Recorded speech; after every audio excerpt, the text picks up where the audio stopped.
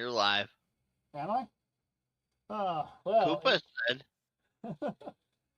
a good morning, a good evening, or a good afternoon. Thank you for joining us all once again. The Monsters of Gaming. I am, of course, Kaiju. I hope this works out for our best K. With me here is Necro. You can't make me do it, but I'm going to do it anyways, Nick. Yep, sounds about right. And we're all going to hell by all the 40K members. Oh, yeah. If you're a fan of 40K, may I suggest that you just scoot along, just maybe watch a different episode. You don't need to be part of this. This is where things are going to go horribly wrong, horribly bad, horribly oogity boogity. And you don't need to be part of that. So you know what? Just don't even be here. Just step away. Oh, oh no. Hello, K-Man.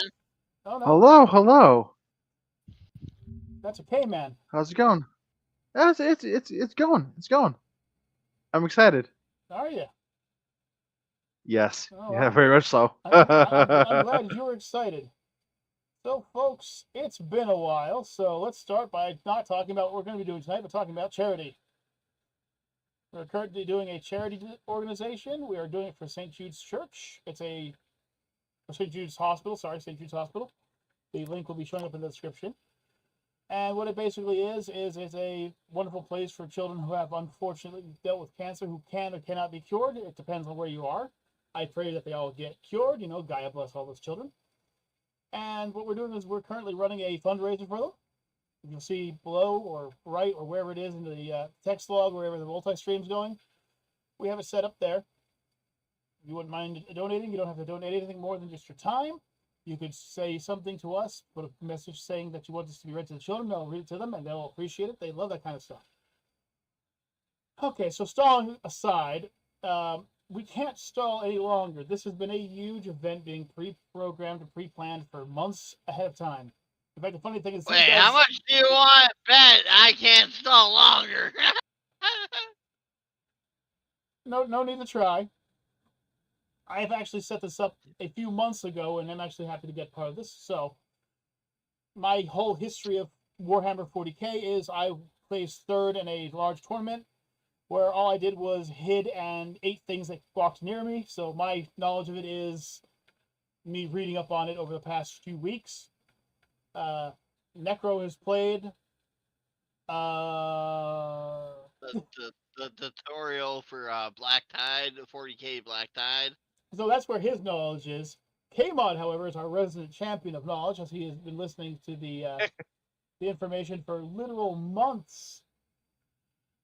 Months and months. So he is kind of the victorious champion here, if you will. So we decided to challenge ourselves to what we consider to be the ultimate 40K challenge, or in some cases, the ultimate nightmare. Speaking of stalling, though, quick. No, to be serious, there's actually a tornado that touched down yesterday in Monroy City. Oh, yeah, we heard about that. Sounded like a train crashing. It also made one roof go into somebody else's yard. Well, at least it didn't drop an alligator off somewhere or something like that, Sharknado style, freaking Mako hit somebody. So what we've done is we decided to split this up into several videos. So the first live stream here will be us explaining our individual groups, what we stand for, maybe name or explain a unit or two, and try to explain who might like us and who's not going to like us. I worked with Juggernaut a little earlier. Necro's running on notes, and I have maybe a page. And K-Mod here has a few paragraphs. Yes. So let me get started by talking about Mama Bear's group. So Mama Bear is bringing the Lollipop Guild in, and what it is... The look she's giving me right now. The side eye. The side eye she's giving me right now. We represent the Lollipop Guild. I'm waiting for the chancla. Oh, here it comes. Hang on. It's not the chocolate. It's her new badge. I'm fine. I'm fine. Everything's okay. And it's a little kitty cat that looks like it's either been struck by lightning or drenched. That's cute. So the question I actually have to ask more than anything is, who wants to go first? Mm. Necro? Necro, you want to go first? Yes. Wow. Okay, Necro. Why don't you give me a generalization? What is your organization, your group, your race, etc. called? So I decided to be called I believe it was the Necromancers or Necros. I forget. The I know we Necros. discussed it. Necros. Necros. Yeah, Necros, yes. His Necros are a group of, well, I mean, well, we'll go with my backstory here. So I was a traitor to two groups technically, but I only caught by one. Well, I was caught by both of them, but so here's what I was. I was part of the Imperials. They wanted to make me. They sent me to spy on the Necrons. Necrons, yes, the Necrons. The Necrons, which then the Necrons found out, but they're like, hey, we got a better idea for you. How about you go back and spy on them for us? And then I did, and then I got killed eventually after getting caught. And I Okay. was sent to the Chaos place, right? Yes, you're sent to the Chaos realm, the realms of chaos. Where, normally people go to die and, do horrible things to them. Well, I said, fuck you, I'm gonna fight my way out of there. Okay. Due to my courageousness, I guess, I don't fucking know, or my stupidity, one of the two, one of the gods down there, or chaos demons, I forget what they're actually called, Zinch. You're talking about Zinch. Mm. Zeech, decided to grant me powers to make my own race and everything like that. So I figured, hey, I came back from the dead, so I'm gonna make my people all undead people and have the power to raise the dead. That's basically what it comes down to. Necro is a group of individuals who goes around and creates more of the individuals by killing other individuals. Mhm. So in short, Necro is literally a walking zombie apocalypse. Or flying, or digging, or however he plans to get around. Necro, would you consider yourself a good person, bad person? Are you evil? Are you neutral? What are you? I mean, I wish death upon everyone. I'm definitely like chaos, So, bad, or something. so you're evil. Okay. Necro would be Yeah. considered one of the evil groups. Now, obviously, amongst the groups, the Necrons would not really be bothered with him, as their job is to kill off all organic life anyway, and that's kind of what he's doing, so it kind of works hand in hand. He's also on Zinch's side, and Zinch gave him the power, so at least one Chaos God likes him. I have a feeling that Grandpappy Nurgle is not going to be happy with him, though. Fuck Nurgle. Don't you say that out loud? Nurgle is everywhere.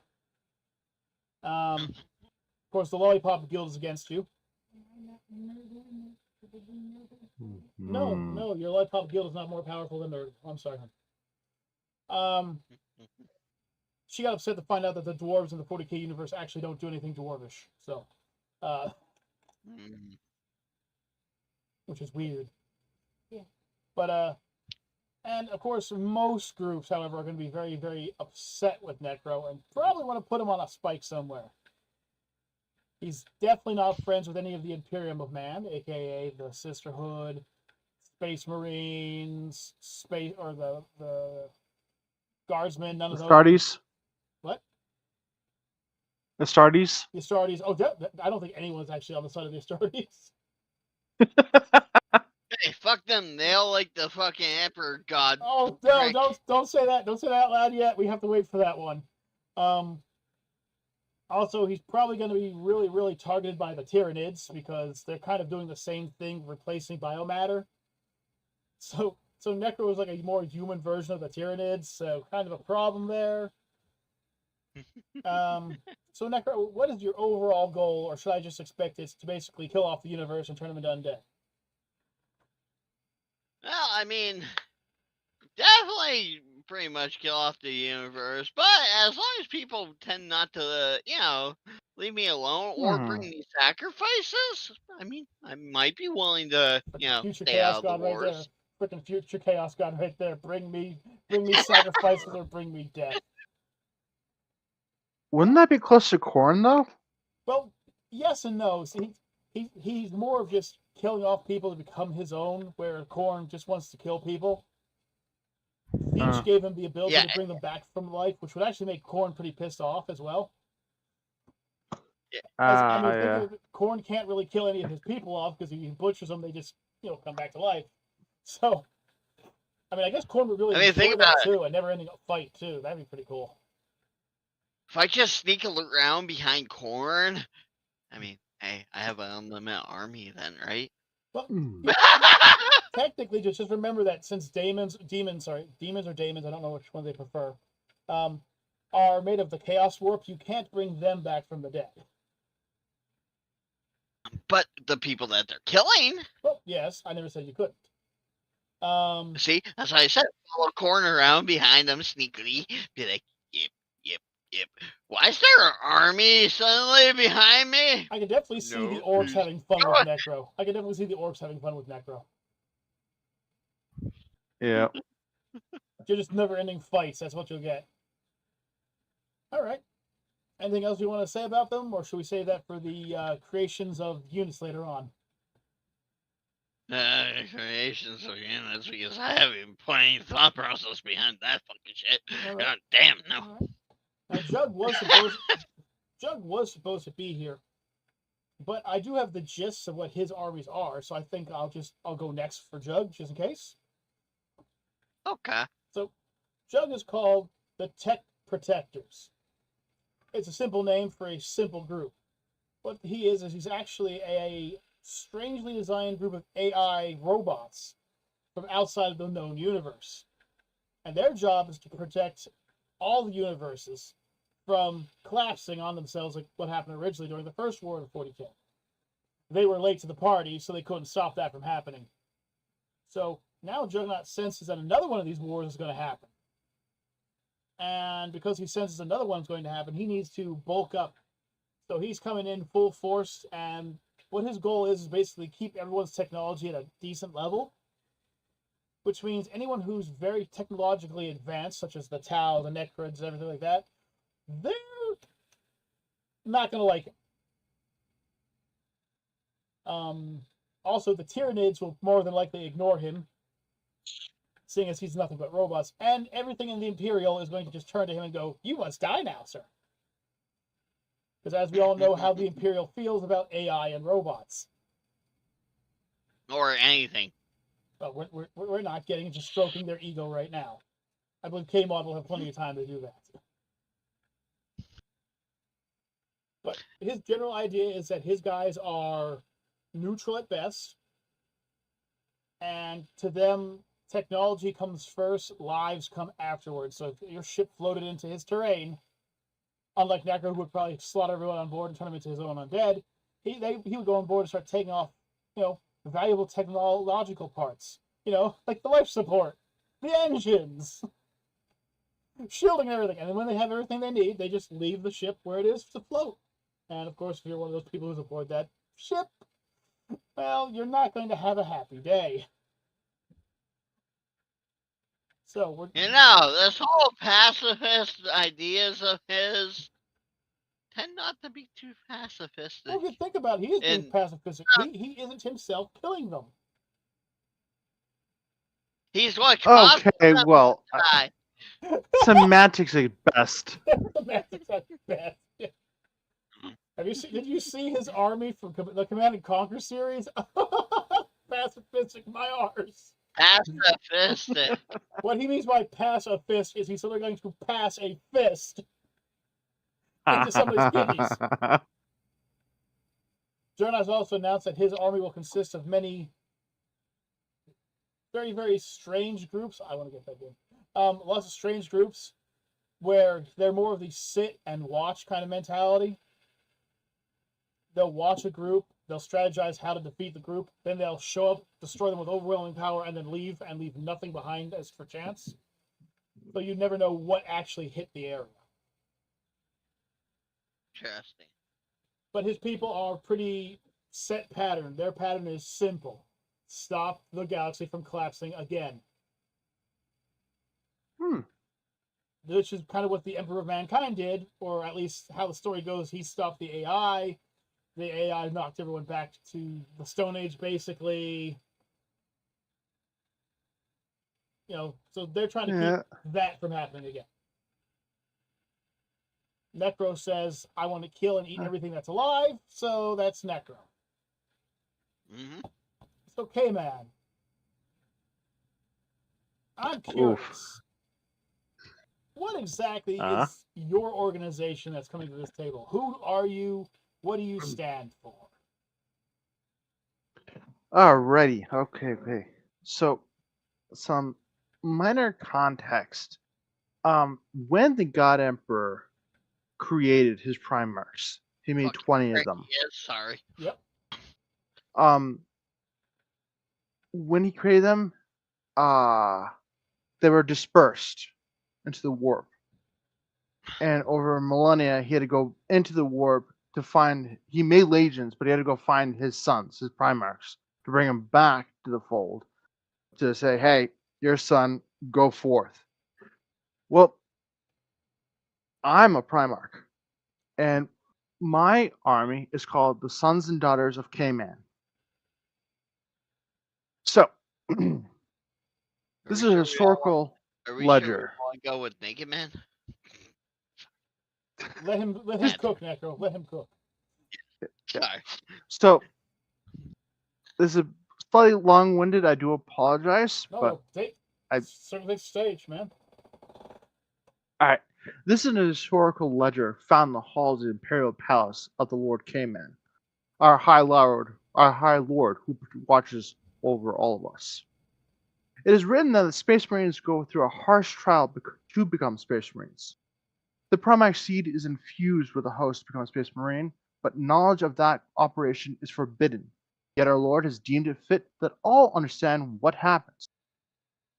Again, writing down as described that I am, on any other Imperial world, I would be killed by an Inquisitor. Then again, the process of said honor is completed through more of an ancient practice when our Lord came to our world. Sadly, during that time, the God Emperor did not bring him home. He was lost to space and time through the warp. The warp sent him to another dimension. When K-Man awoke, he looked upon our world of Khan, and he deemed it fit for his glorious rule. For in his hand he bears the bolter of the band of AIDS, and in his right hand he holds the blessed pan of frying.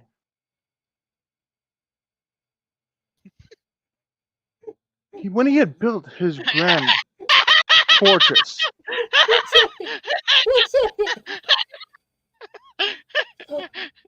His Primarch found the land of Khan, and on this planet, he holds in his right hand the bolter of Band Aid, and in his other hand, the pan of frying. Oh my god! Please continue, K-Man. Please continue. He set in motion to build an army worthy of his name, the sons and daughters of K-Man. He told the Grand Historian that he wanted his sons and daughters of K-Man to bring peace to the worlds that needed it. He quickly found out that he did not have the light of the God Emperor, and he must not wait for help that would not come. Over time, he waited and meditated. Fate had smiled upon him. Out of the warp, an Imperial ship carrying equipment and supplies, and a detachment of the Sisters of Battle who were accused of some form of heresy. For law it is stated that if heresy is found, it must be stopped at all costs. But matters such as those never rose during that time. When the ship crashed on the planet Khan, Cameron went searching, found the ship, and he found that it had suffered a lot of damage and a lot of repairs that needed to be done to it to be up and running. Through the hold, he found one of the sister battles that's still clinging to life, brought to his Imperial Palace, and found that there is still an active detachment of Tau operatives that were on board the ship waiting to strike. Through fierce anger, he smote the Tau operatives, leaving only a Tau priest and a Tau psyker he found in cryofreeze. Our Lord has plans for those, but sadly, that has been redacted from our historical ledger.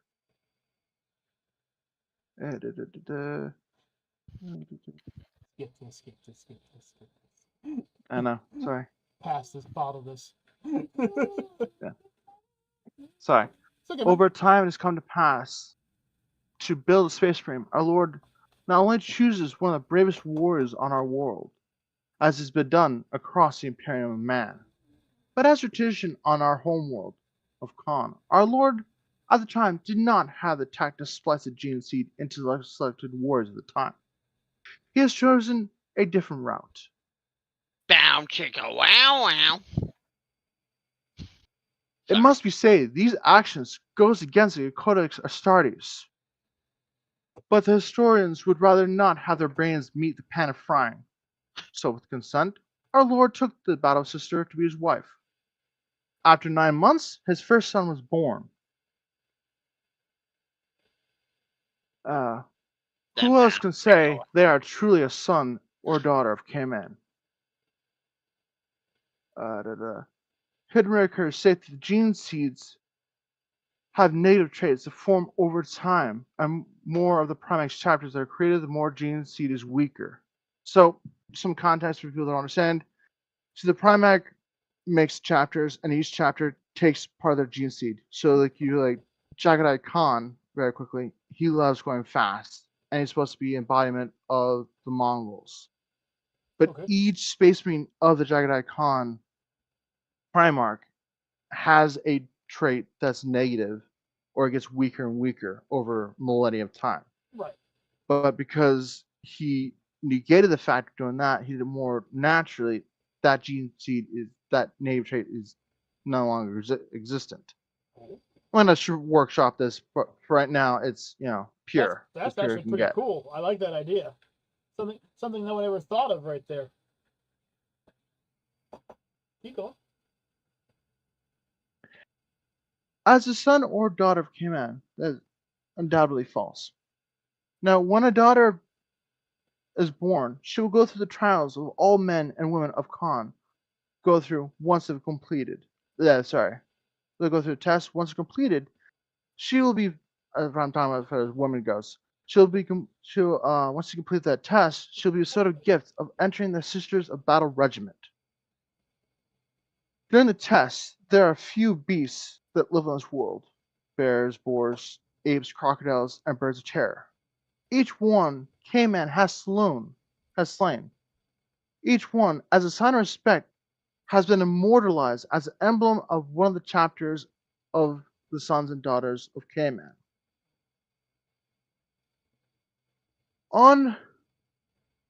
There are 2 moons that orbit Khan. One is Scutum, which is Latin for shield, and one is Hasta, which is Latin for spear. K-Man's army was tested by the Greenskin War Party led by Grognek the Smasher.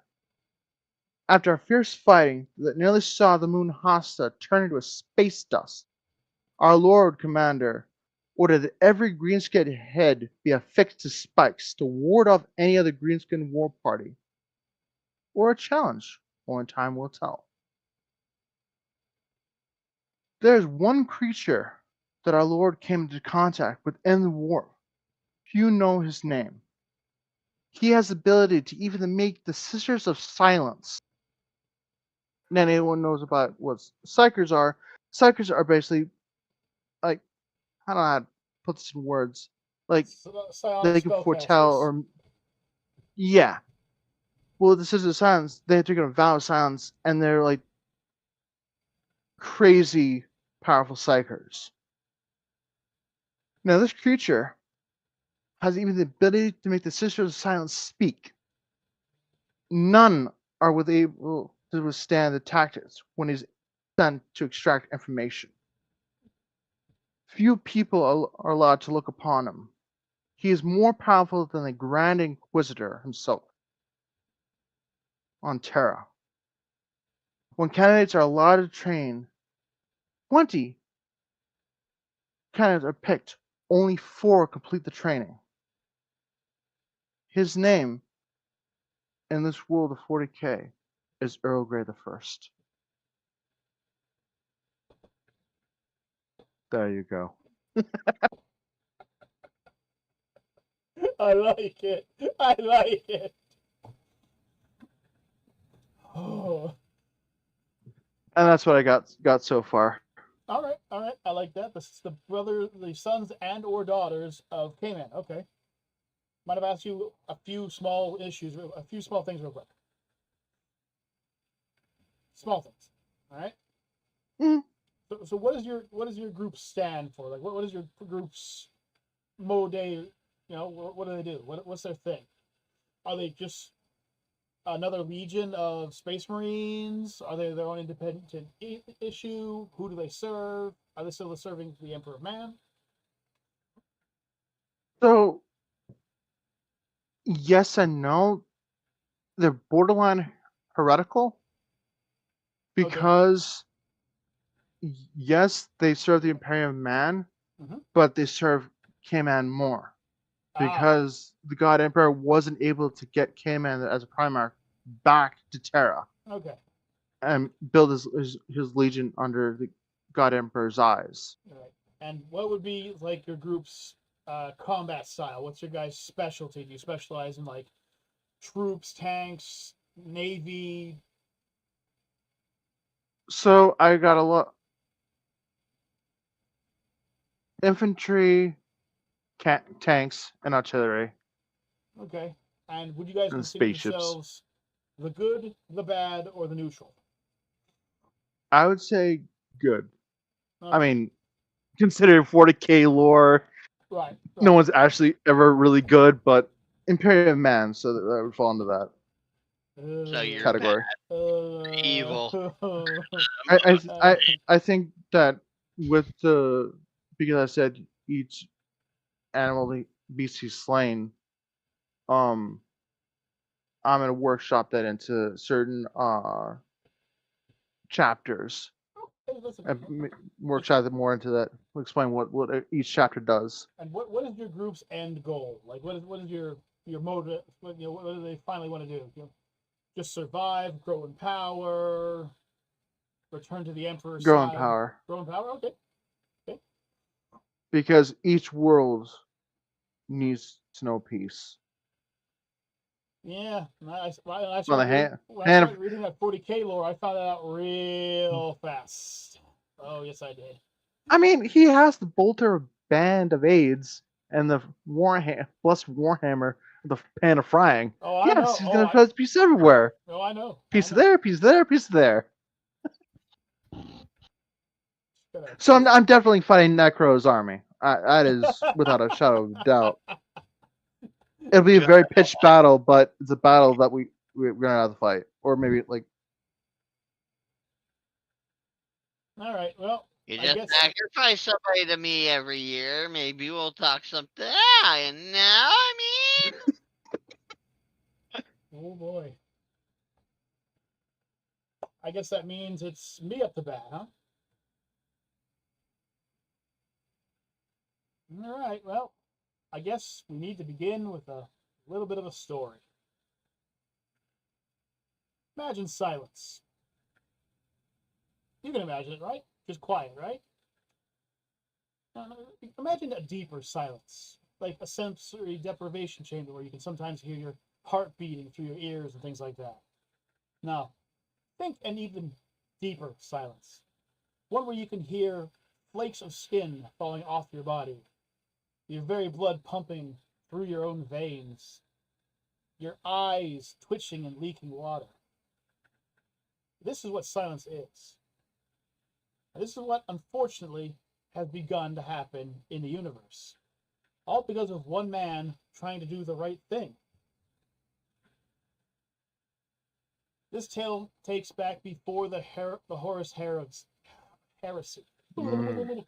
So, as you can guess, it's been a few years. The story begins with an individual named Major Isaac Slight Simon. interjection. Yes. Do we have like 6 to 7 hours? I can talk about the Horus Heresy. I'm kidding. We can point you to about 40 videos I've had to hear on it. It's actually pretty amazing. I'm not gonna lie, the Horus Heresy is probably the greatest thing about the 40k universe. Imagine your most trusted brethren, bred and created from your own soul, saying, "F you guys," and then it goes down fast. Sorry, I had to throw it in there. No problem. You said Horus Heresy. The story begins with a Major Isaac Simon Helsing of the Astra Military. Okay. Ooh. He was a good old-fashioned Marine. Nothing special about this guy. He had survived the initial 14-second lifespan, though. Working 6 months so far, outranking every individual in his army simply because they didn't live long enough. He had been given many, many demerits, many, many insults to his name. His father was, well, no one speaks of him, but his tactics were definitely not befitting of the Space Marines, Yastrati, or even the Guardsmen. Well, a group of orcs decided to pay attention and land on the same planet that he was currently leading. What's this planet's name, you might ask? Well, it doesn't exist anymore. So to give its name would be to give it the utmost insult. They were pinned down.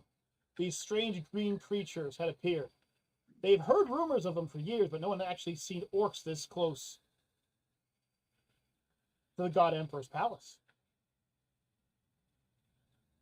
Only a galaxy away. How did they get so far in? Weren't the Space Marines supposed to be holding these things back? No one could get an answer. Major Helsing realized that they had to do something. So they sent out a message to the closest Space Marine chapter. You might know them as the Blood Angels. They picked up the call. Told them to hold the line. They would be there as soon as they could.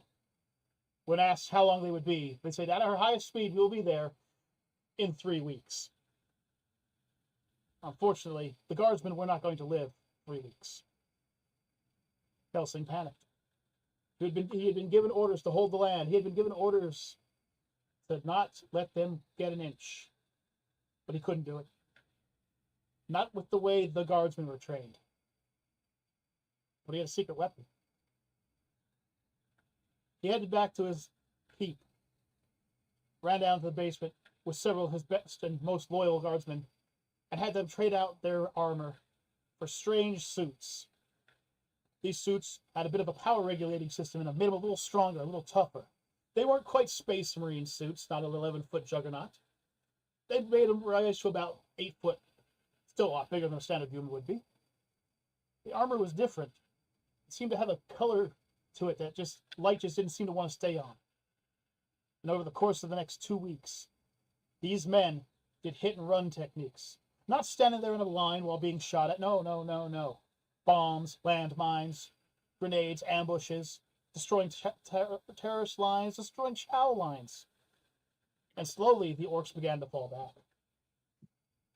Realizing that they weren't going to win this battle, the orcs decided to do the one thing that was important. Find a more worthy battle. And they left to find that more worthy battle. They didn't retreat. No, they didn't run. They didn't even call it a retreat. They just didn't feel that they were being treated fairly. Because even though you might not realize it, orcs do have a bit of an honor system. And to lose 500 of their soldiers because one of them triggered a trap, that wasn't what they wanted. They wanted a fight they could actually face. The Blood Angels showed up. And they were astounded. Absolutely astounded. Why? They even came with a sisterhood. The Trinity Sisterhood, to be exact. The Order of the Eternal Candle. And one Legitine Lucia Vanessa Corenstone. They were amazed. They asked them, where's the orcs? And they cheerfully said, barbecued, killed, destroyed, annihilated.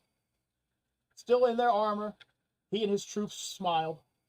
He even took off his helmet to look at the Space Marines and said, we're sorry. It looks like we don't need you anymore. You came so far, and we apologize for that.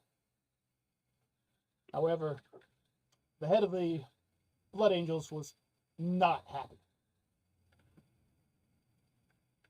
He came down with a thunderous roar and screamed, why did they not follow orders? And Helsing, uppity like his father, turned to the Blood Angel and said, because you were too slow.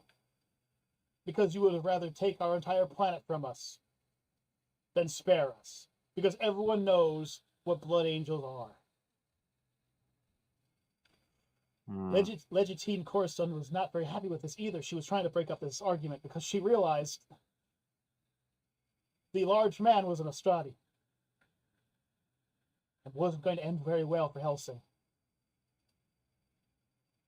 After a bit of debating, they decided that Helsing and all his specialized troopers would be executed. Helsing didn't like that idea. He held up his gloved hand, and with a snap, the other soldiers disappeared. Blood Angels weren't happy with this. Asked him what happened. He said, I knew you guys would do something like this. So the survivors and everything are loaded up on special ships that have already left the area. What was that? He goes, it was one of my father's teleportation devices that you so hated.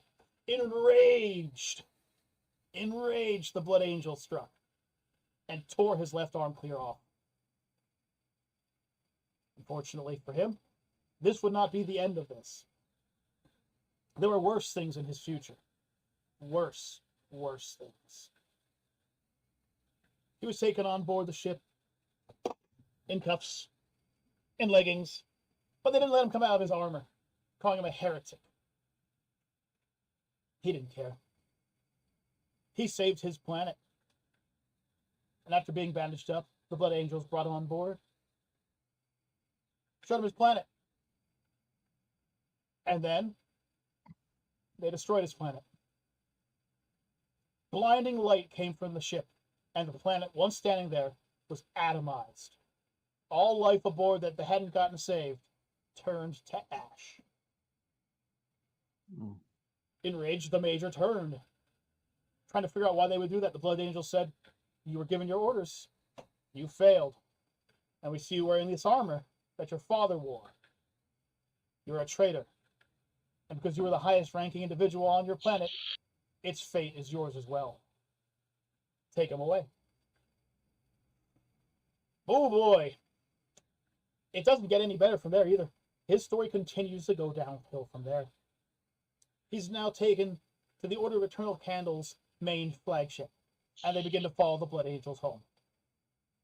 He's held in a holding cell where he constantly hears the prayers being sung and drilled into his head by the sisters as they walk past. His bandages are healed and replaced, and they apologize for what was going to happen to him. He had had a noble purpose, but he had failed to serve the God Emperor's will. And that continued to drill into his head for about a week. He woke up, and there was a blaring siren. The ship was under attack. But from what? No one could tell. But the outside was bright. There was no darkness outside.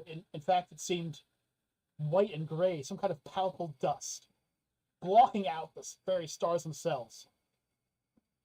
The sisters ran in. They told him what was going on, and they got him out to try to get him to a pod.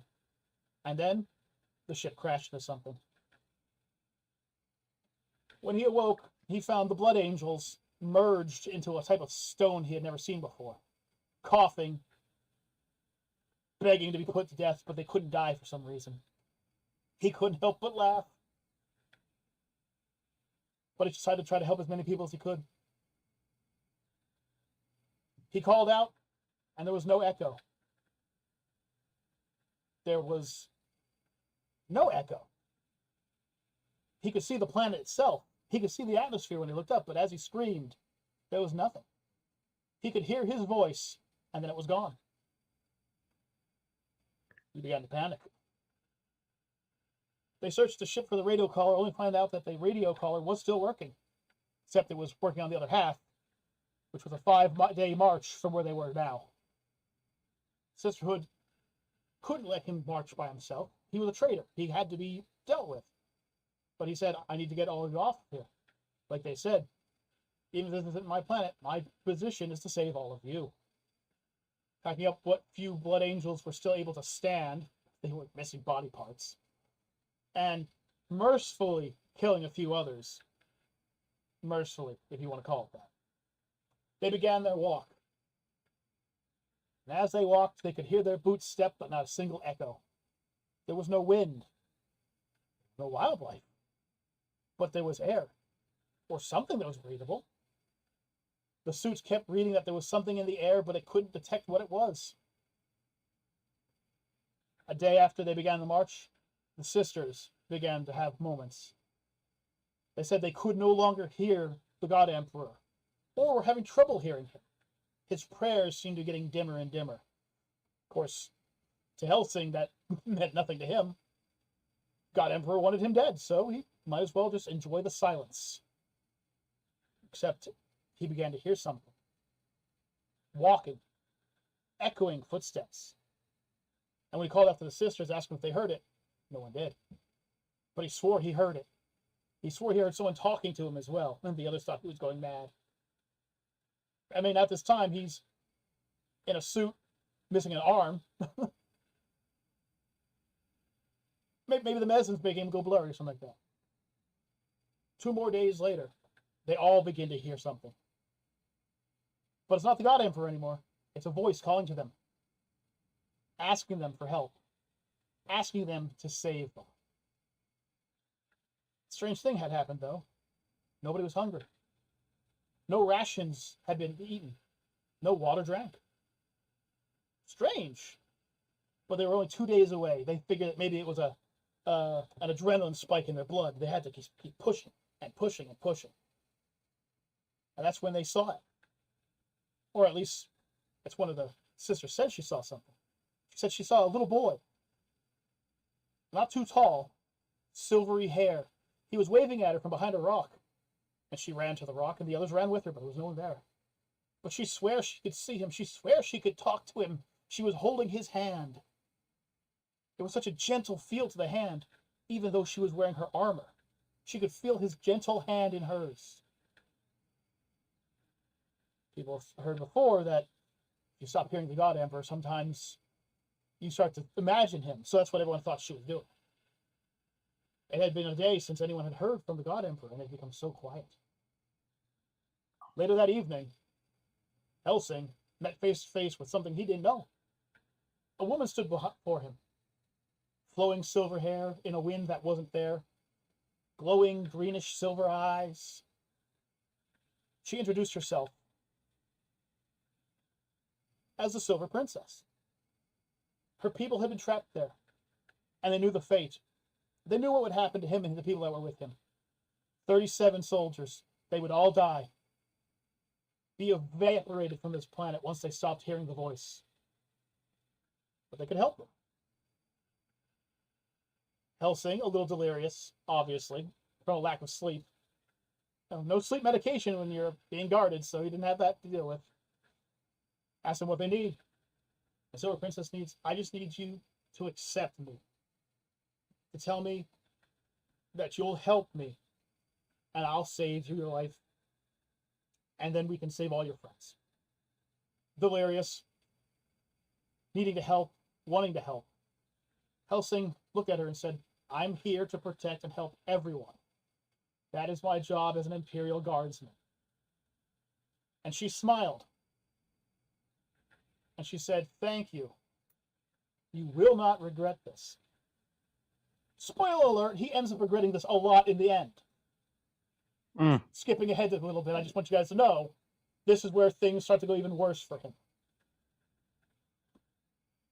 She touched him, and he felt something was wrong. His whole body suddenly become very cold. He dropped down onto his knees and grabbed himself with one arm. And then he reached over and grabbed himself with his other arm. And he looked and realized that his other arm had grown back. It was there. It had a strange hue to it, but it was there. He turned and told the sisters what happened. He explained to them that what he saw, and the other sisters turned to him and said they saw the same things. People just outside of their reach, asking for help, begging for help. And he told them, I feel great now. I feel energized. I feel amazed we could do this. And the other sisters turned, and he saw them. He saw them all come out of the mist, all the people. And he was, how long are these people in here? Are they part of a search crew? Are they part of some crashed vessel? It didn't matter. He had to save them. They turned towards the sisters and the blood ravens that were still alive and said, we have to help these people. And without even thinking, they all turned and accepted the help. And they all felt cold. And then everything went dark. There's no telling how long they were actually asleep for. Could have been minutes, hours, days. It seemed like years, though. When they awoke, they found themselves in a village, a town, if you would, bustling with individuals. They all had silver hair and silverish blue eyes, and they seemed familiar, but couldn't quite put a key on why. He awoke to find himself inside a very nice manse, and laying next to him was Legit Khoristan, sleeping in the same bed as him.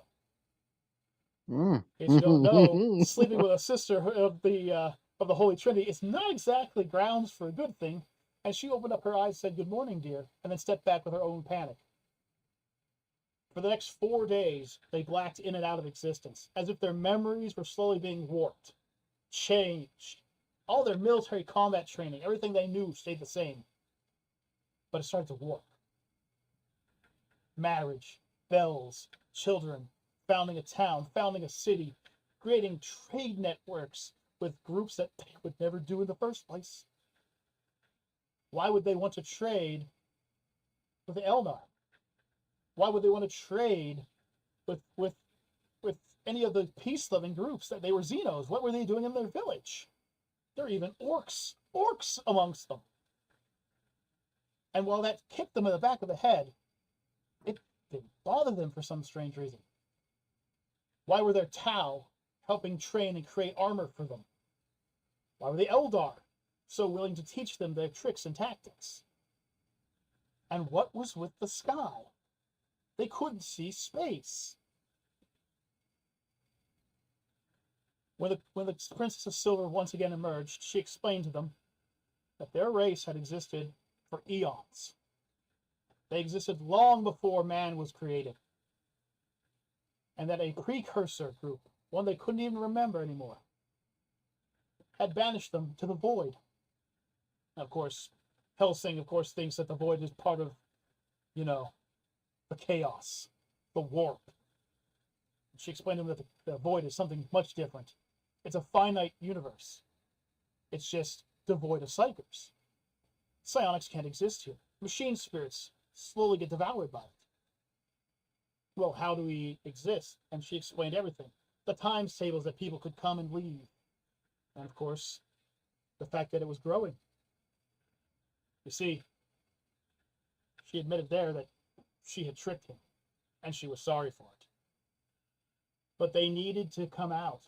The void needs to be part of it. They need to silence the other voices. They need to shut up the warp.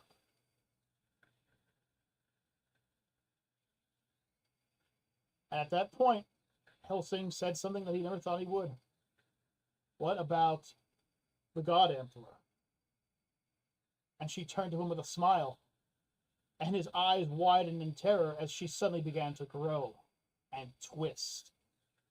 They suddenly realized he was staring up at a being towering over him. Claws and teeth, mouths everywhere. One large central eye floating above it. And she said, "He's a psyker. He will not be an issue for us." And with a smile on his face, he asked, well, what if I kill myself? And she transformed back to her form and held him gently and giggled and said, I won't let you die. And she handed him a blaster. Said, but you can try. And he took the gun in his head, and with a smile he said, well, then let's see you change this. He pulled the trigger. He felt the bolt go into his brain. He felt the crimson splatter. He awoke in bed without a hole in his head. She explained to him that time in the void meant nothing to them, and they could keep resurrecting and rewinding time until they got their goal. And this is when Helsing realized his big issue. He had taken the candy without realizing what the hand was. And I introduce you to my group, the Voidborn. A group of once human soldiers and others who accepted the gift of the void. They accepted it in order to help them without realizing what the void is really about. The void is a large rip in space and time, a gray and white area where psychers will slowly become eliminated. In short, if you use machine spirits or psionics, you're targeted. Throughout the vastness of it, you'll find things such as crashed ships, husks of tyrannids, but they're not there for show. The Watchers themselves can control these bodies. The Watchers themselves can become these things. And that's what the symbiotes are called, the Watchers. Their goal is simple, to make the warp go quiet. Now, of course, I know what you're saying. That sounds like a great thing, you know? Get rid of the warp. Hey, we get rid of a big problem that's coming our way. You guys feed off the psionic energy. Oh, man, you guys must really, the Spirits must really suck against you. Dark Eldar, don't even come near our planets. But there are 3 landmass issues with that. Issue 1. We're now Xenos. We're no longer human beings. We've been changed. Number 2, we're heretics.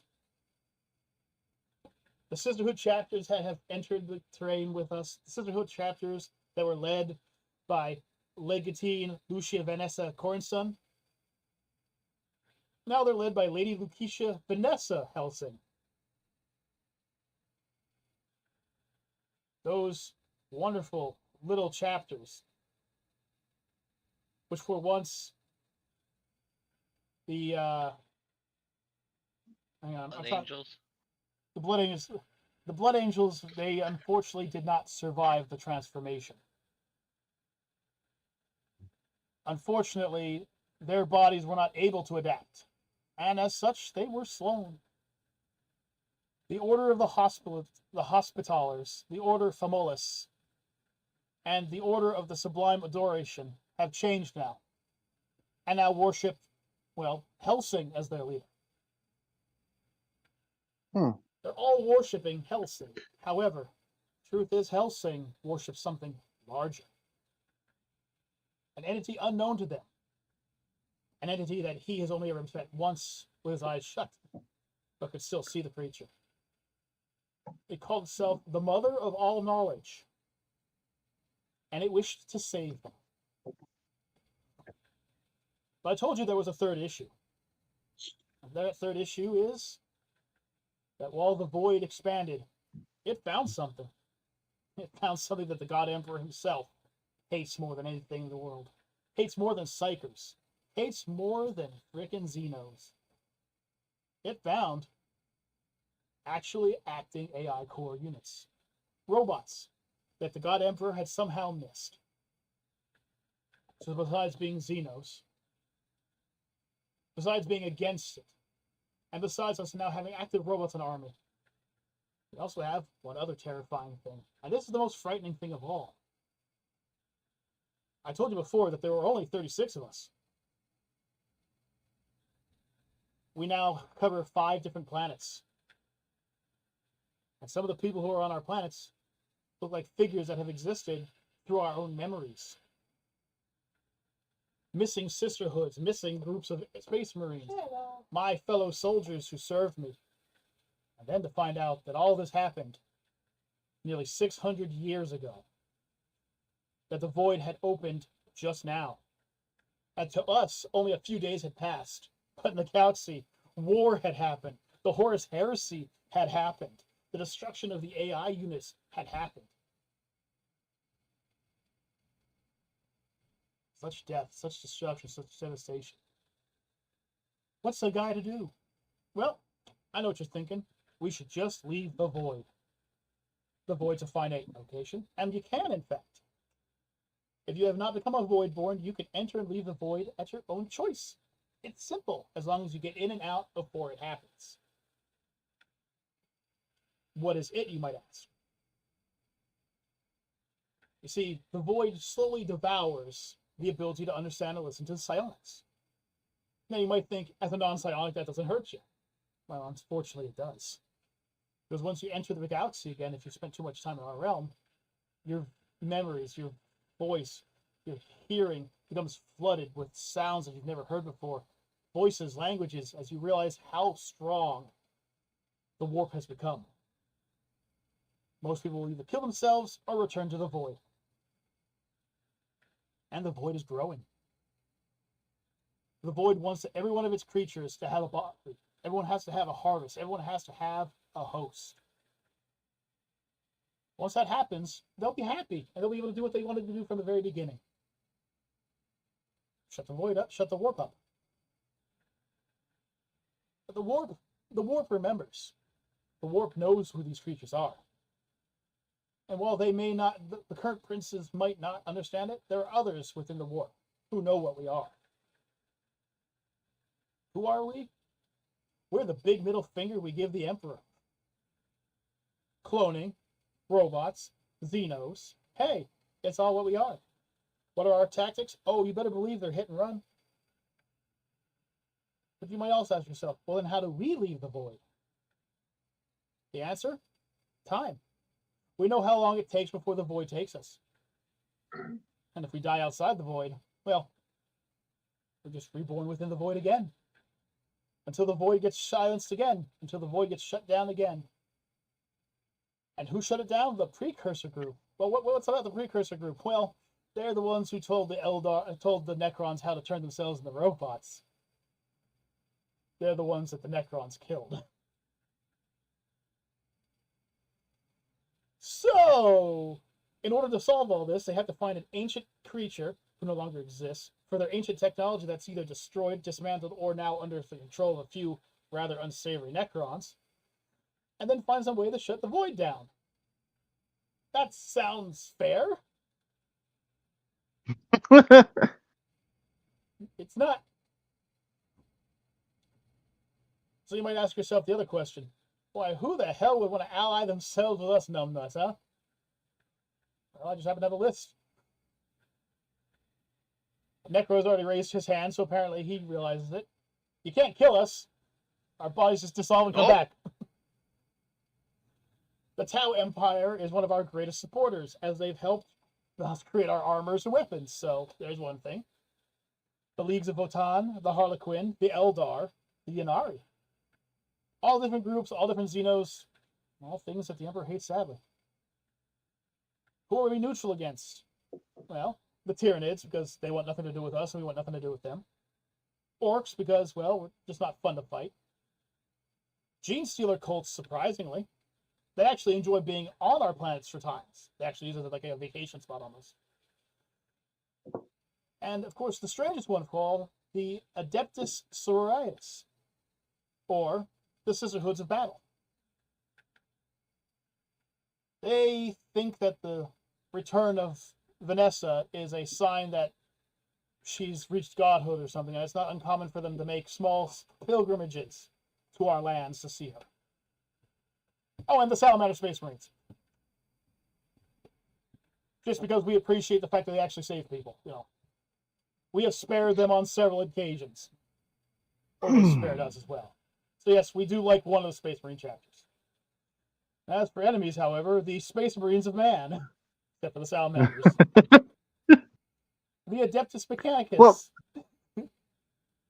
I had to slightly interject one quick second. I really love his story, but it's kind of scary how similar to my story because am, when I was telling you how my chapter was formed, Mm-hmm. I said a spaceship crashed on my planet with the detachment of Battles's sisters Well, that were see, heretical. I bit my lip. I bit my lip because this happened with Necro and Juggernaut when they did their Command and Conquer generals.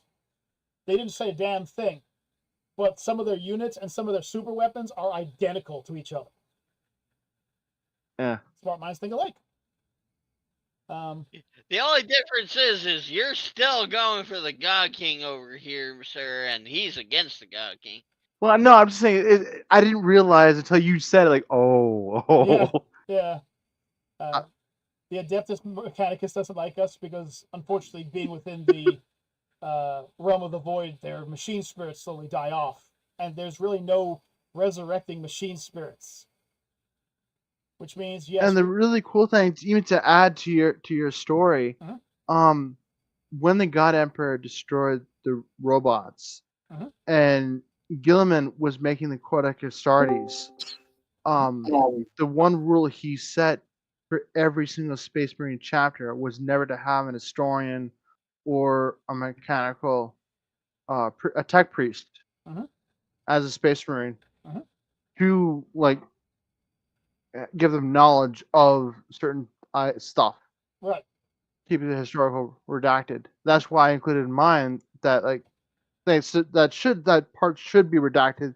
No one should know how this things happen. But I said let it happen. Let them understand what's going on. That was really fucking cool. Dude, it's fine, man. It's fine. You can be late, dude. Welcome back to the party. We actually talked about your chapter already. I thought it was awesome. Yep. Yeah. Necrons definitely do not like us. The Imperium of Man, except for like trading, we get good trade from them. The Dark Eldar don't like us because you can't really beat us or enslave us or steal our psionic energy because, well, we don't have any of that. Every member of the Forces of Chaos except for Necro and Nurgle. Why Nurgle? Well, apparently Nurgle knows who the mother of all knowledge is. He won't tell anybody else. He won't tell any of the other chapters who she is. But he knows her. And when he heard that we were talking about her, he got a wicked grin on his face and said, "Oh, Nana." So Nurgle knows. You think Slaanesh would enjoy your faction? I mean, he is God of Excess though. Well, the problem with him is that it's kind of hard for him to send his people to meet us and party like he or she likes to, because unfortunately for Slaanesh, the demons of the chaos are all psionically linked. Entering the void puts them on a very strict schedule. Just like Tyranids. Tyranids can enter our space all they want, but after a while, they can no longer hear what their hive mind commands are, and they revert back to their primal instincts, which is basically to kill anything and eat anything. Gotcha. So unfortunately, that's a painful look. Unfortunately, they're not too good. Also, Chaos Space Marines don't like us. And neither does the Astra Militarum. Yep, that'll do it. So other than a few, oh, and ironically, it's funny, but there is a chapter of the Orcs who actually enjoy trading with us. They call themselves, I'm pretty sure you know who this group is. They go by the nickname the Sneaky Boys. Okay, yeah. Yep. They actually enjoy coming and visiting us for a little while. We have to give Orcs rules about how many people can come on board their ships because, well, we're just afraid of what would happen if too many of them got stuck in the void at one time. It would now, be I have a quick question. Yar. You've all played Fallout or any Fallout games, correct? Correct. Did anyone realize my my orc war boss Was Grogneck the Smasher? Oh, I noticed. Yeah. Grogneck the Barbarian. Ironically, the 8-foot tall armor that my guys wear that has a powerful suit in it is a lot similar to the power armor of the I was Fallout gonna series. say Yeah. T60 armor. I was gonna More say, like you know, I'm a you're T84. I'm more a like T84. storyteller armor. Look up Fallout storyteller power armor, and you'll know what I mean. So our guys are basically sneaky. We're not mean sneaky. That's Jug. Jug is mean sneaky. Jug is Yeah. he'll watch your entire planet for a few weeks and then know exactly where you will be, at what time, when and where, without the least amount of protection on you, obliterate you, and then leave the planet with all of your tech. That's what Jug does. We only strike out against those that we don't like. And as you've read, we have quite an elusive list. We just never strike slaves, and we never strike civilians. We don't strike pirates unless they strike us first. And obviously, that would be the dumbest mistake they made. So you get such good trade from us. Because there are two things about my planet that you must know. First of all, time means nothing on my planet. And second of all, there's something called penance stone. Now, some people may have heard that before, as it was a rare material found within the Warhammer series that was only used for some Astrati weapons. Our planets make them religiously, because once we mine them up, Hey, I get it. Pen stones religiously. oh, just wait. You'll like what these do. You'll like what these do. You gotta praise your weapons to make them work. If you don't pray, they don't work. Kind of wrong, but kind of wrong. Wait, isn't that how? Isn't that you have to pray to make your weapons work? Isn't that what France went through? Yeah, and believe it or not, there's actually a Space Marine chapter based off of France who do that. They speak with their weapons and bless themselves before they go into combat. There is one like that. Oh wait, guys, they're blessing their weapons. Go in now. Go in now. So it's I mean, if you want to be like a Dark Crusader, you have to pray constantly every single day. If you don't pray, then it's not good. Right. Well, the thing is that They're very religious. we've taken Redemption Stone and we've merged it with a type of ore, and we now call it Purge Ore. And what they are is Was that French? no. Purge ore is turned into weapons, mainly physical weapons. Where Juggernaut uses energy weapons, I use physical weapons. And they fire bolts. Now the problem with these bolts is once these bolts start moving, their mass weight increases. They become heavier in flight, but it doesn't slow them down. So when they hit, they tend to hit at about 30 or 40 times heavier than the actual metal was. Hey, it's an arrow coming at me. Wait, was that a Mack truck that just hit me and killed me? Yeah, it can't hurt me. I'm in power armor. Where is my arm? Where did my arm go? We specialize in stealth, and stealth, and stealth. We are a redundant group. For instance, we enjoyed the stealth armor systems that the Tau had. And then we added Purge Stone, which also kind of warps light around it. And then we added a stealth generation system on top of it, and then created personal body shields around that. Why? Because we specialize in hitting, leaving, and hitting again. We like to sow terror. We like to do things in a count. For instance, every 10 days, we would suddenly attack a base, obliterate it with our weapons, and then disappear. And then 10 days later, we would attack again. And every 10 days, at the same time, every day, we would attack from a different location, stealth, unseen, until it literally drives them insane out of fear. Our group consists of infantry soldiers that use stealth, high mobility suits, and personal generators. We also have some rather nasty things, our watchers, who, if they choose to, can become solid temporarily and eat you, or gore you, or swallow you, whatever it is they tend to do. Well, isn't eating and swallowing kind of the same thing? Oh no, because eating involves chewing. True. Some of them don't chew. The biggest Like a problem, rhino could gore you. It's not going to eat you. He will gore you with his horn, though. So there's that. like a hippo will chew you up, but it doesn't mean it's going to swallow you. That's true. Our groups consist of stealthy shielded units, mechanized infantry and tanks, and highly disciplined, highly engaging Navy units. That's our strength. Our strength is the naval units. When you come against us, it would be better if you fought us on the ground in a city where we could use our naval units against you. But then again, how would you even over there?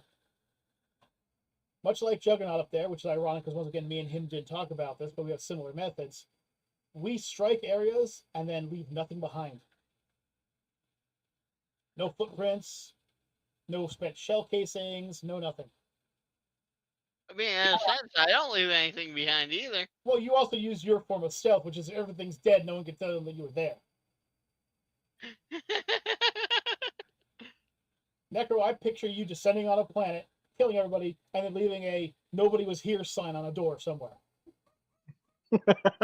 Out to lunch. Crudely Fire. drawn.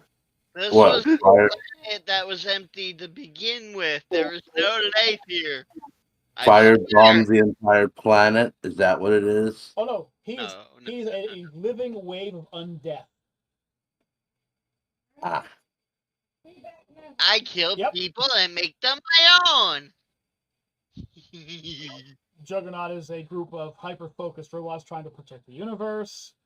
I can give with that. I can live with that. He's neutral to me at best. Necro really can't do anything to us, and we really can't do much to him. So, you know, he couldn't attack the Void if he tried, so we don't have much to worry about with him. And I'm pretty sure me and K-Man could get along long enough to not try to put a gun into each other's throats. Maybe.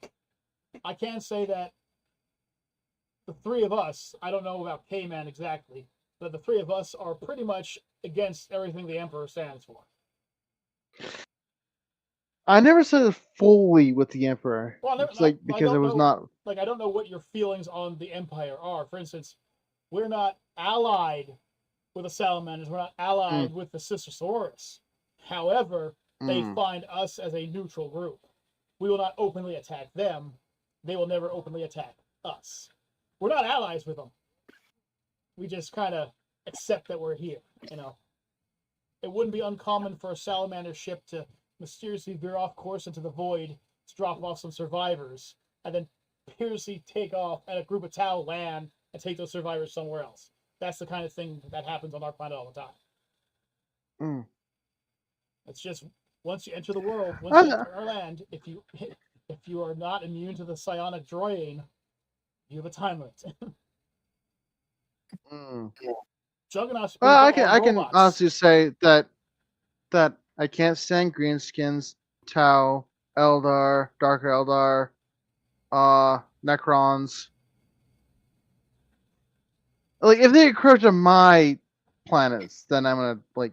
Right, but you won't just try to openly pummel them. hostily attack one of their planets. No, I'm not.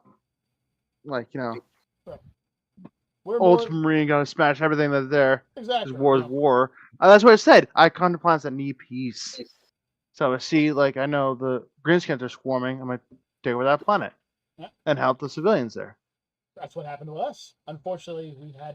I may put the greenskins' head in like Tau heads on spikes and make sure no one else comes. You know, it's a reoccurring factor with him. You know, I just. okay, there, Vlad. Lots. Yeah. Halloween champion can't stop me. Necro walks up. Let's prove it. Yeah, Necro, go into your corner over there, please. Juggernaut's like, give us all your technology or we'll break you. I'm like, all right, have our technology. All right. What's that? It's our technology. But you had us your technology. I know, it came back. What do you mean? I don't have time to explain this. Give us that technology. 3 hours later. How did that show up? I'm telling you, this place is fucked up. So Stop trying to take it. I It'll come have back. Ta-da! yeah. So I have to use my Inquisitor to figure a way to use the warp. Because in order to use the warp as an Imperium, I have to use the God Emperor. The God Emperor is my access to the warp. Yeah. Because I'm not in his light, because he didn't find me, I have to use the warp different ways. Ah. So by using the warp in different ways, I'm leaning more toward heretical. Like I'm not with a chaos god, but I'm not fully with the Emperor of Man because of my actions. So gray area at best. Yeah.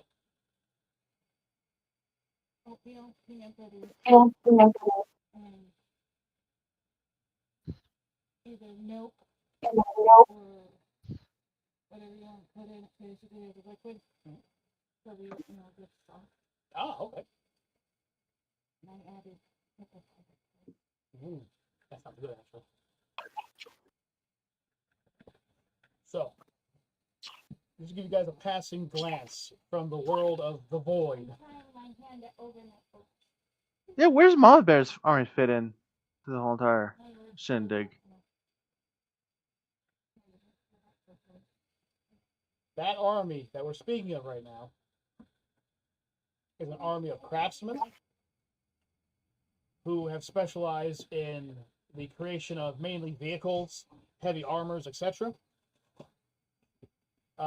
Their preferred tactic is shock and awe. They like to use large, big, explosive weapons, big bombs, big bullets, big missiles, big lasers, rock the chasm kind of deal.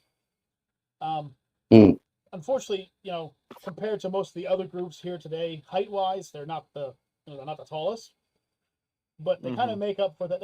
It's kind of one of those moments where they don't want to be treated like they're shorter, so they use the biggest possible weapons imaginable to fight. They are from the outer recess, and their entire planets are made up of just giant mining colonies and workshops. They don't really have a lot of R&R. They're not the R&R kind of people. They're the, hang on a second, I need to take my 10-minute power nap. Okay, let's keep going where we're going. They're a very long-lived people, though, very long-lived race.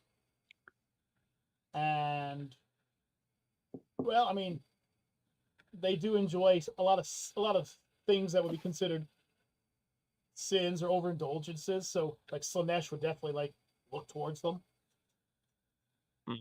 They enjoy smoke weed. If you know what smoke weed is, it's basically weed. They just gave it a different name. They just call it smoke weed. It's just that. They enjoy things like heroin and alcohol. That's their time off kind of deal. They're mainly spacers. They spend a lot of time with their ships. Like I said, very powerful navy, very powerful vehicles. That's where they come from. I like them. Yep. Anyways, so And Mama Bear, let me know when you're bombing a planet. That's the thing. They tend to only bomb planets that have pissed them off. Let me know when you bomb a planet of living things.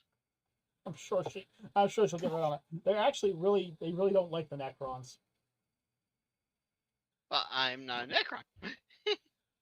Well, you're basically on the same par as them, so I just be careful. Wide gaps and don't cover yourself in sparkles. I won't. I'm told her people don't like things that sparkle either. So you'd basically be putting now Trisha's group probably likes things that sparkle. The other group, no, they don't want things that sparkle. I gotta ask, with Necro's planet, if I were to come and have Exterminatus issued onto that planet and saturate that planet, will that cancel out his ever-growing swarm, or is that just like... How his group works is as long as they can get back up, they're immortal. If you Exterminatus an entire planet full of his people, they can't get back up. Okay, man, you became a target. But just and you're living. Also to say if your planet is cracked from my just remember though, he is also in the good graces of Siege. who wants to see how this plays out. So Uh. if you start attacking him, then she's going to kind of look at you and go, "This Kentucky Fried Chicken is about to barbecue you."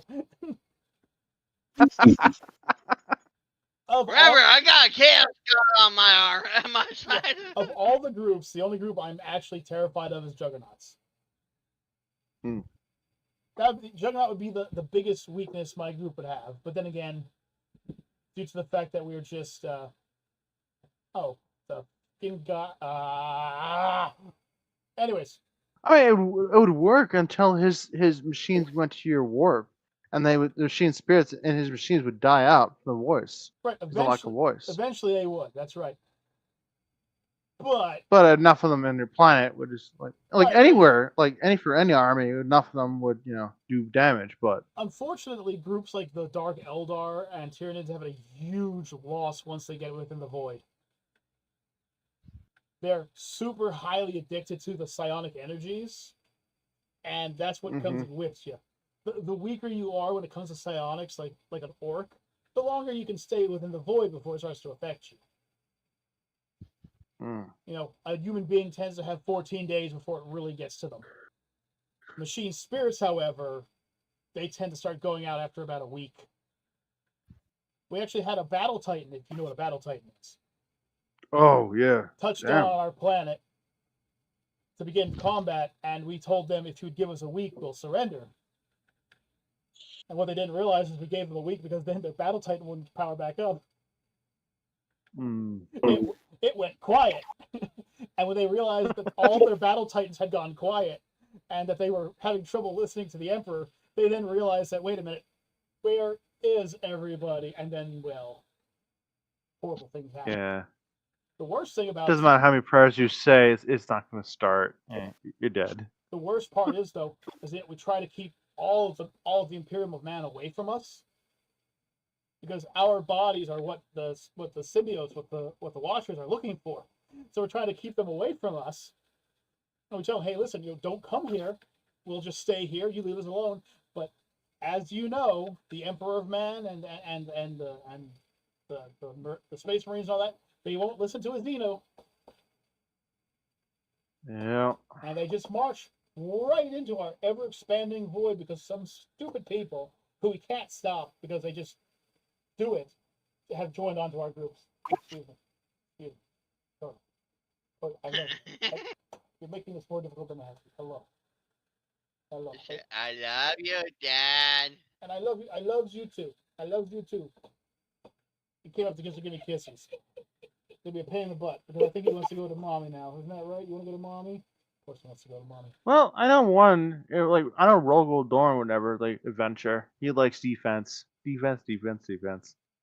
Maybe Horus might have. But but what is your connection with Horus, by the way? Oh, he should have been killed. I should have been there to kill him. Okay, that's one of the big important questions I had to ask. What are your feelings about Horus?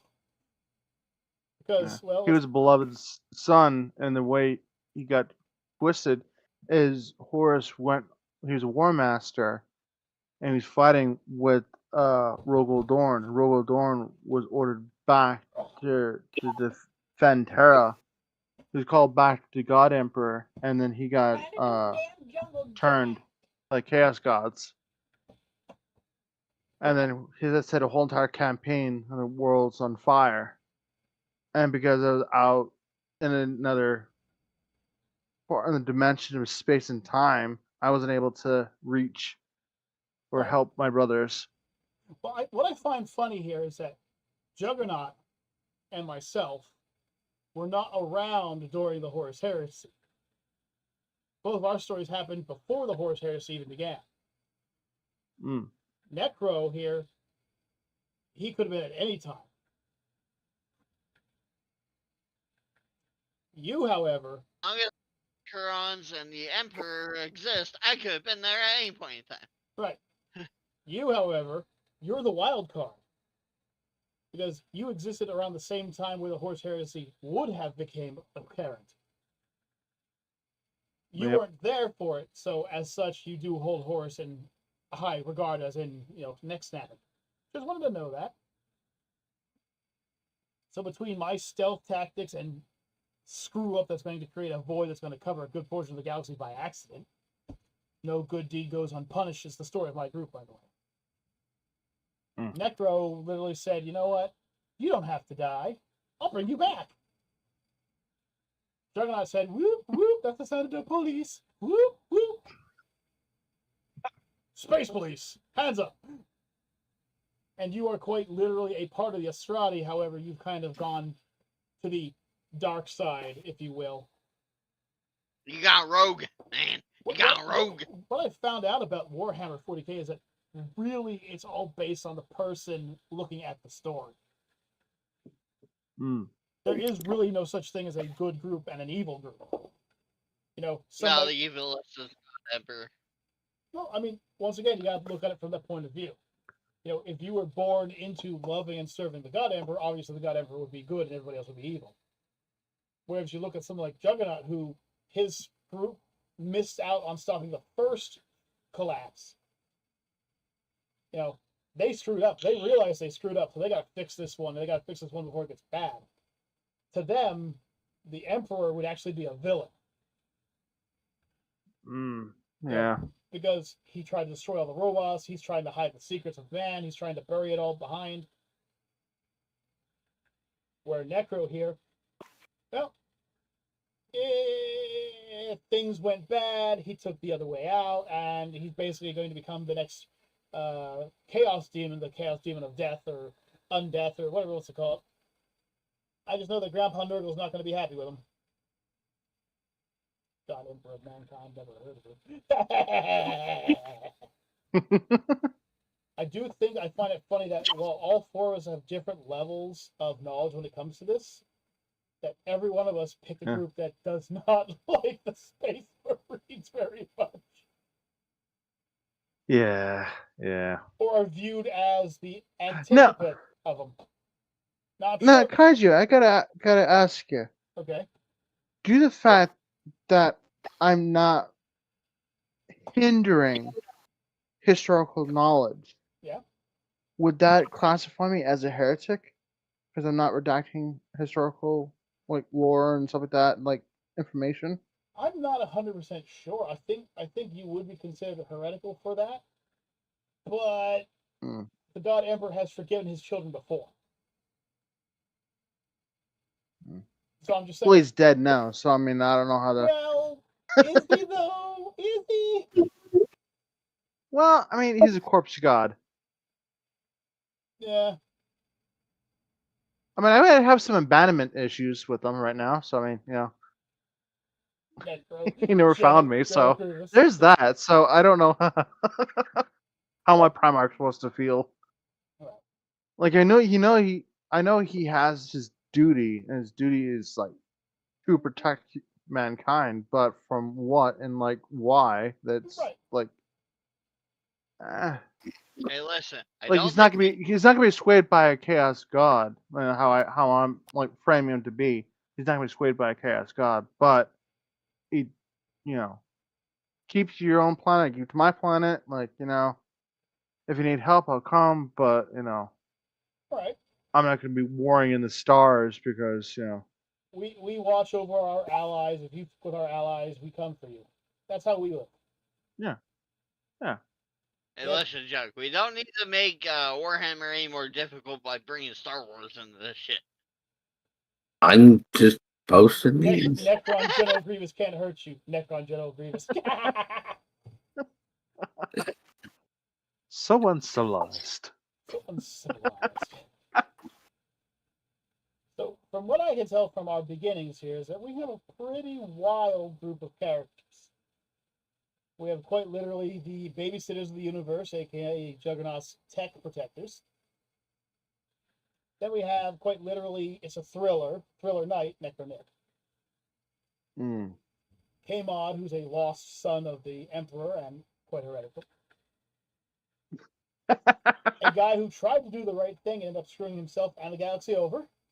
No good deed goes unpunished. The army of the space dwarves that we were talking about earlier. And it would just appear that we've all really put some thought behind this. And before the 40K police start knocking on the door screaming, Emperor's love, open up. I think we should end it here, but Fuck you. but explain to you next week. So next week we'll be dealing with infantry. Infantry are ground troops. According to the wonderful world of Warhammer 40K. Give me 1 second. Infantry consists of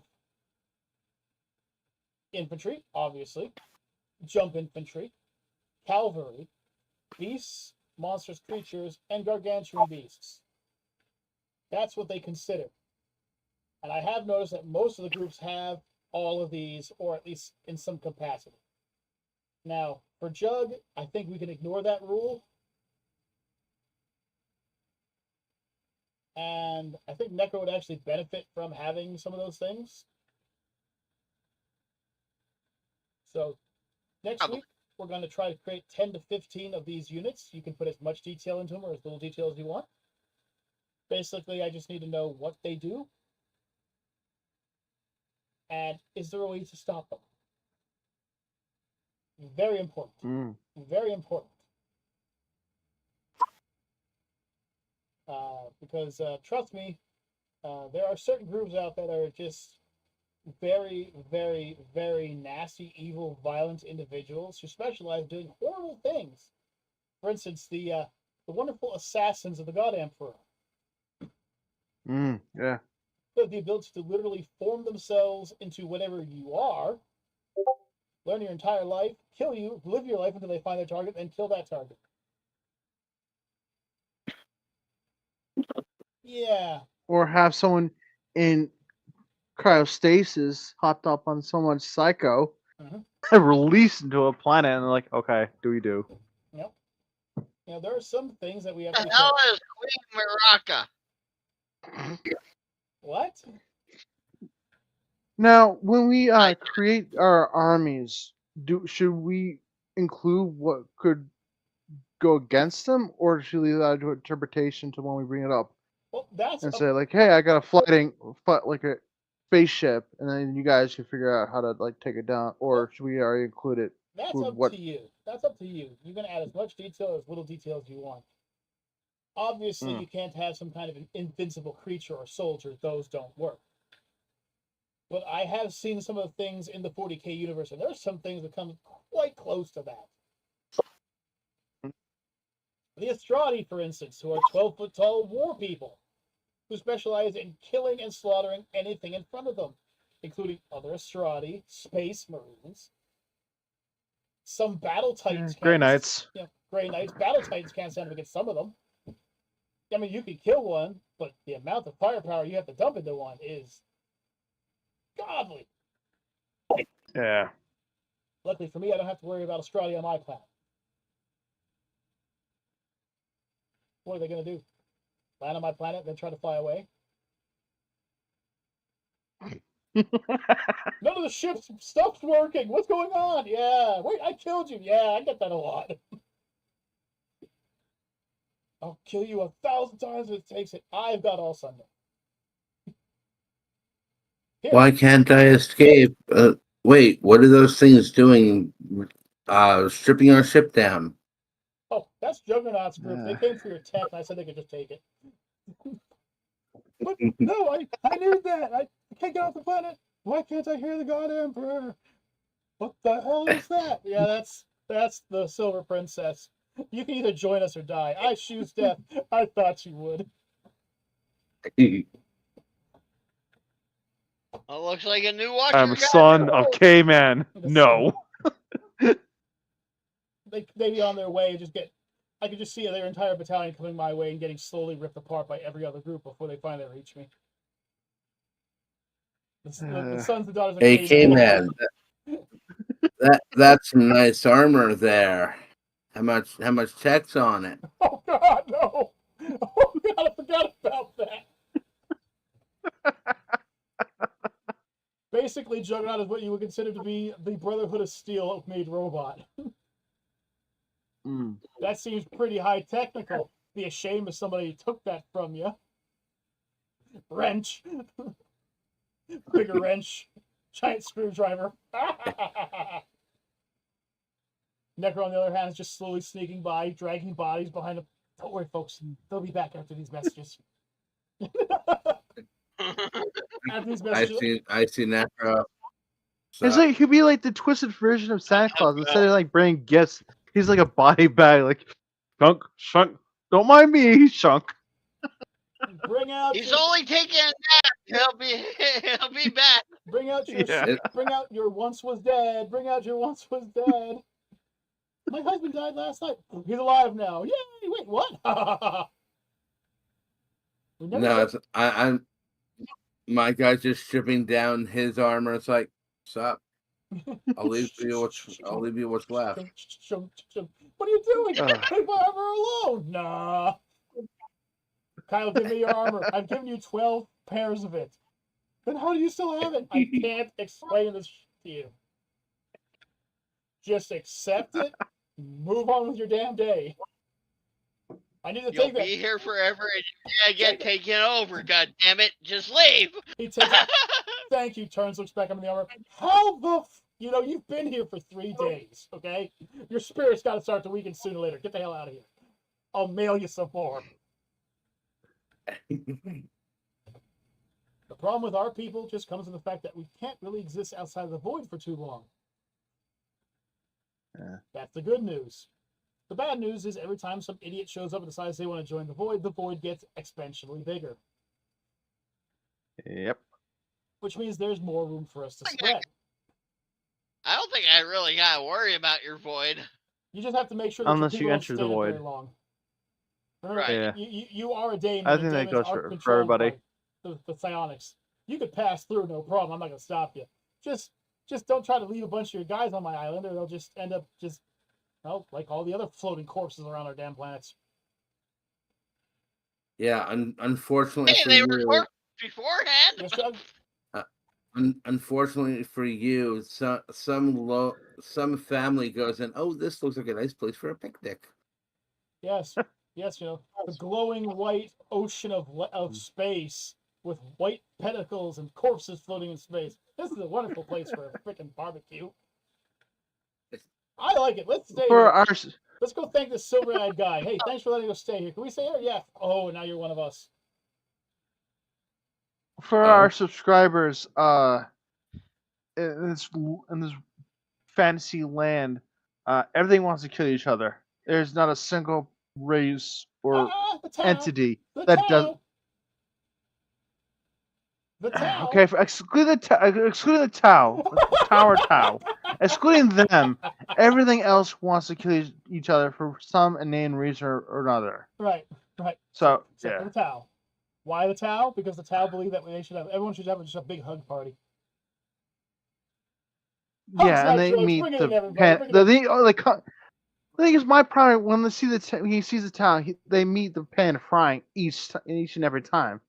If we don't do that, they get the bolter of band of AIDS. So I mean, the Tau are a very welcomed group in our group. We get lots of good trade for them, sadly. So we're okay with them.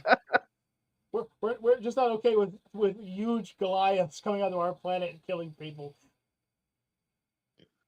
So don't do or that. an assassin shooting a bolt and disappearing for eons. We actually had somebody come into our planet, and it was an assassin who was trying to kill me. And the assassin killed me, and then went to leave, and got around to the back. And when they fell down and turned, they saw I was standing there, and their last words were, "I killed you, that bullet killed you." And I just looked at him before putting the bullet, the scope to his forehead, and go, "Yeah, I get that a lot," and then just blew him away. So that's a nice tank right there. Shame that someone stripped it. Yeah, of everything. The problem with my group is we can't really reach very far. Even when the void reaches its maximum range, we'll be nowhere near close enough to interfere with most of the big groups. The closest, if I look at it from a theoretical basis, the closest group to us would be the Eldar, and even their main capital is far away from the void. So we could never really cause any big impact, but the worst thing we can do is make it very, very difficult for you to get to your enemies. Yeah, And that's true. the void's I love Jug. Jug, a whole bunch of robots. Me's like, huh, there's robots over there. Hello, shells. Shells on target. Well, thing is that his planets are giant factories. If you kill one of his groups, he just builds another one and takes its place. So you kill 30 and 90 come off the planet. You know, it's just. I'm the cockroach of the group. Excuse me, I'm pretty sure me and Necro find that offensive. Right. Shells on target, my guy. Shells on target. Yeah, you kill 30 of those guys. Mission complete. 300 show off. Mother, shells on target. You kill 330,000 show off. Yeah. The hell? Where are you all coming Be ashamed. Where my tanks go? 300 show up. Us three are the cockroaches of the group. Yeah, we're different versions of the cockroaches. Juggernaut's the shell of the cockroaches. Necro's the never-ending version of the cockroaches. And the nightmare everyone thinks about when it comes to cockroaches. Okay, man. Kill 30 of us, 300 replace it. For him, that's reload. And we gather up our own. They're like ants. Hey, more targets for my artillery. Remember, it's a factory. Anyways, folks. More targets. You killed the undead. I can raise the undead, for Christ's sake. So I think we all cancel each other out. Some more than others, but in a way, but in a weird ass way, yeah. Which is kind of strange. Necro's not going to stop everyone's dead in the universe, so that kind of makes him an enemy of, well, you. Yeah. Because you are people of that universe, so he's coming for you eventually. Juggernaut's trying to stop this big war from happening, so he can be ignored. And as for me, I can only go so far. You ever see those dogs on those long leashes that run at you? That's us. We're just a. That's it, man. Yeah, a couple of sacrifices. We'll be good. Just a couple of sacrifices a year. I never said I accepted Corn as my Lord and Savior. But hey, skulls for the skull throne, blood for the blood god. Oh. And K-Man wants blood. No, what I could see K-Man doing is be like, all right, I got 5 people dying of cancer right now. You can have them. Wait till they're dead. Oh no, because then Nurgle will be pissed off at you, Jug. Or Nick. Nurgle will be pissed off. I can see K-Man doing it. I'm just saying, like, Necro's guys get sick with cancer, and then Nick decides to hand them off to him. Well, now Nurgle's gonna be upset because Nurgle probably gave him cancer in the first place. Shame on you for screwing with Grandpapa Nurgle. As I said, fuck Nurgle. Oh, but Nurgle every millennia he has for 3 days to become Santa Claus, or is it every 10 years? It's every 10 years. So you know about it too. Yeah, every 10 years, Nurgle has to revert back to his original form, which is that of a elf-looking being, and then he goes around space and gives gifts to the good people for 3 days. It's like he's literally Santa Claus. No, I'd never gotten gifts. That's why I say fuck him.